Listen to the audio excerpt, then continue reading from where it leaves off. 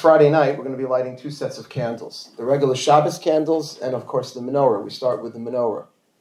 And it might just seem like more candles, but they really represent 2 different paradigms and 2 different fundamental concepts in Yahadut, in Judaism. Why do we light Shabbos candles? So our sages teach, they instituted this mitzvah in order to create 2 things. Oneg Shabbos, rejoicing in the home, and Shalom Bayis, peace in the home, because a dark home, a dreary home, is not a home that can be festive and joyous. Hanukkah candles, on the other hand, we're not even permitted to enjoy the light. One of the songs that a lot of people are accustomed to sing after they light the menorah is Haneros Halalu. And what do we say in this beautiful prayer? We say, Ve'ein lanu reshut lihishtamesh bahem. We are not even permitted to use them, Ela l'rosam bilvad, just to see them, just to look at them.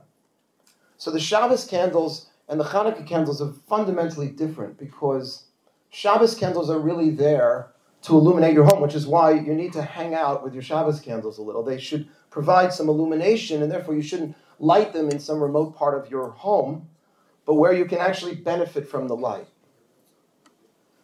The menorah is just the opposite. The menorah, where do we put the menorah? We put it on the windowsill. We put it in a place where we're not going to really gain any light, because the light is supposed to be for the outside. And Shabbos is therefore, and its candles are there really to fill our homes with the spirit of Judaism. Chanukah is really to take some of that light and share it with the world on the outside. We may not all be feeling in such a good mood to share our light right now, but it is our task. It is the mission that we were set to do. And I wanted to share this idea because my brother Michael and I were blessed to be raised in a home with both of these lights. And not just actually, but metaphorically as well. Our mother created a beautiful Shabbos and a beautiful spiritual aura of Torah and Mitzvot in our home. And it's something, frankly, I'm still working off of to this day. But there was also a very strong sense of projecting some of that light to those on the outside. And I want to share just a very brief story that I used to share years ago, but it's been many years, and I want to keep the story alive, because it really speaks to who she was. We grew up in Forest Hills, Queens, and there was an elderly German Jew. We had a lot of Yekis in our community. And he was a bachelor. He lived in the projects in Forest Hills, always meticulously dressed. Every time you saw this man, he was wearing a 3-piece suit, even if you visited him at his home. He had a lot of dignity, a lot of pride, but was alone. And when he was about 80, he suffered a heart attack. And he didn't have the money to hire someone to assist him. And he had a lot of pride. And there were members of the Queens Jewish Center, our shul, that really tried helping, but nobody could get through. So Rabbi Grimblatt, our Rav, of blessed memory, called my mother, of blessed memory, and asked if she could help. And the next day she showed up at his door with a newspaper and some flowers. And she spoke in his native German. And he let her in. And they began to speak. And after a few minutes, she said, "Would it be okay if I opened the shades?" It was very dark. And she let some light in. And she left. And then she came back the next week. And she began to cook for him. I remember she made all of these favorite dishes without salt. And then eventually she made an arrangement with a local takeout place to get him the right kind of food without salt. And she continued to visit him regularly and finally got him to our home, which was like a big deal. And I remember that Shabbos that he came. He started opening up. And it was like he was alive again. She brought him back to life. And she had that power to just be very specific and very caring in her very quiet but dignified way. And I know if she was around now, she'd be yelling at me to get off the phone and obsessed with social media and just strolling through all of this stuff. And she'd focus us more on volunteering, spend that energy doing something positive, collect materials for the dislocated families. That's what I thought about when we went on our trip to Israel, or the IDF, or just raising money. Like she did, we had tens of thousands of Soviet Jews that moved into our community in the 70s and 80s. And that's what she did.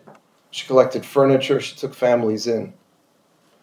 And she encouraged us to take our Judaism seriously. When she'd see me praying or learning, or she'd see my brother running out on a Hatzalah call, she'd always say, "If only your grandfather could see you now," referring to my grandfather, who escaped Nazi Germany and who lived his life as a very proud religious Jew. She wanted us to make a difference. And I'm just going to share one last story and then introduce our guest speaker. So, people are talking about things happening to Jews, and stuff happened in Queens. Some of it had nothing to do with the fact that we were Jewish, but some of it did. And my brother and I were mugged a couple of times. I just complained about it. My brother decided to do something, and he trained and eventually joined the auxiliary police force, the 112th precinct. And he walked the beat once or twice a week for literally the next 10 years. And I remember my mother sitting up every Thursday night. I used to keep her company. She would not go to sleep until he came home. She was worrying about him, but somehow knowing that she had kind of modeled this behavior. And she was once driving in her car in Forest Hills, and she got pulled over by a cop for running a stop sign. And the police officer took out the pad, started writing the ticket. And she noticed the 112th on the lapel. And so she looked up and she said, "Do you know Michael Wilds?" And he said, "Yeah, I know Michael Wilds." "Why?" He says, "Well, he's my son. He volunteers for the 112th, doesn't he?" And the cop said, "Your son is Michael Wilds?" And he looked down at, he had her license. And so she answered in the positive, and the officer said, "Ma'am, this is a true story, can I ask you to please step outside of the car?" And my mother got out of the car, and then he asked, "With your permission, I'd like to give a hug to the woman who brought such a fine young man into the world." And this large Latino policeman hugs my mother. You could not have made her prouder, and she didn't get a ticket. And I think if she was around today, I don't know if she would tell us all to put on a uniform and walk a beat, but she would definitely tell us to keep our yarmulkes on, and to keep wearing our Magen Davids, and to increase our Torah and our mitzvos, to be that which our enemies are calling us out for being. And this is why we dedicated MGE in her memory, to perpetuate the extraordinary pride that she had in her Yiddishkeit, and to emulate the chesed, the acts of kindness that she regularly practiced for so many people in our community. And I'm proud to say that MGE has followed her model, opening up our doors these last 25 years to tens of thousands of our less connected Jewish brothers and sisters, sharing the beauty of Shabbos, like our mother did in her ever-expanding Shabbat table, creating a venue, 386 couples who have met and married. Our mother would have been very proud of that accomplishment.